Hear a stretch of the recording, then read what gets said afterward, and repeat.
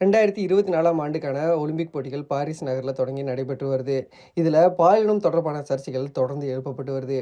ஏற்கனவே அல்ஜீரிய வீராங்கனை இமான் கெலிஃப் மீது இத்தாலி வீராங்கனை ஏஞ்சலினா கரணி தன்னுடைய பாலினம் தொடர்பான சர்ச்சையை எழுப்பியிருந்தாங்க. அது மட்டும் இல்லாமல் அவங்க போட்டி தொடங்கிய முதல் 46 வினாடிகளிலே போட்டியிலிருந்து விலகி, நான் இது போன்ற அடியை நான் சந்தித்ததே இல்லை, அவரிடம் ஆண் தன்மை இருப்பதாக கூறி போட்டியிலிருந்து வெளியேறியிருந்தாங்க. இப்படிப்பட்ட சூழலில் இன்னொரு பாலின தொடர்பான சர்ச்சையும் எழுந்திருக்கு. தைவானின் லின் யூடிங் பாரிஸில் நடந்த முதல் போட்டியில் பெண்களுக்கான 57 கிலோ எடைப்பிரிவில் உஸ்பெகிஸ்தானை சேர்ந்த சிடோரா துர்பெடிகாவை தோற்கடித்தாங்க. இப்போ இவரோட வெற்றியும் பாலினம் தொடர்பான விஷயத்தில் கேள்வி எழுப்பப்பட்டிருக்கு. இந்த இருவரும் மீதுமே கடந்த ஆண்டு டெல்லியில் நடந்த உலக குத்துச்சண்டை போட்டியின் போதும் பாலினம் தொடர்பான சர்ச்சை எழுப்பப்பட்டது.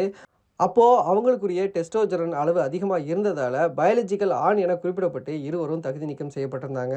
ஆனால் இந்த இருவரையுமே பாரிஸ் ஒலிம்பிக் போட்டி இங்கு நடக்கக்கூடிய போட்டிகளில் கலந்துக்க அனுமதித்தாங்க. அது தொடர்பாக பாரிஸ் ஒலிம்பிக் கமிட்டி கொடுத்த அறிக்கையில் பாஸ்போர்ட் அடிப்படையிலேயே பாலினம் வயது முடிவு செய்யப்படுகிறது. பெண்ணாகவே இமான் கெலிஃப் லின் யூடிங் 2 பேருமே உணர்றாங்க, பெண்ணாகவே வாழ்கிறாங்க. இவங்க பாஸ்போர்ட்டில் என்ன குறிப்பிடப்பட்டிருக்கதோ அதன் அடிப்படையில் மட்டுமே தங்களால் எடுத்துக்கொள்ள முடியும். இது மட்டும் இல்லாமல் டோக்கியோ ஒலிம்பிக் உட்பட பல்வேறு போட்டிகளில் பெண்கள் குத்துச்சண்டை பிரிவில் இவங்க பங்கேற்றிருக்காங்க. அப்படிப்பட்ட சூழலில் அவங்கள ஆண் என குறிப்பிடுவது அர்த்தமற்றது, அவங்க மீது களங்கம் சுமத்தக்கூடாது அப்படின்ற வகையில் பாரிஸ் ஒலிம்பிக் அவங்களுக்கு ஆதரவு அளிச்சிருக்கு. இருந்தாலும் உலகம் முழுவதும் பல தரப்பினர் இதற்கு ஆதரவாகவும் எதிர்ப்பாகவும் கருத்து பதிவிட்டு வர்றாங்க.